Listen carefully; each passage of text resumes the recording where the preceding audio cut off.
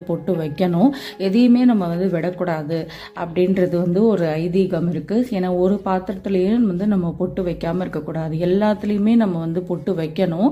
பொட்டு வச்சுட்டு பார்த்தீங்கன்னா உங்களுக்கு அந்த ஃபுல்ஃபில் வந்து உங்களுக்கு பார்க்கும் போதே தெரியும். கஜலட்சுமி அம்மன் விளக்குக்கு வந்து பார்த்தீங்கன்னா ஒற்றைப்படையில் தான் வந்து பொட்டு வைக்கணும்னு சொல்லுவாங்க. அதாவது நீங்கள் 5 பொட்டு வைக்கலாம், இல்லைனா வந்து 7, 9, 11 இல்லைனா 13 இந்த மாதிரி ஒற்றைப்படையில் நம்ம வச்சுக்கிட்டே போகலாம்.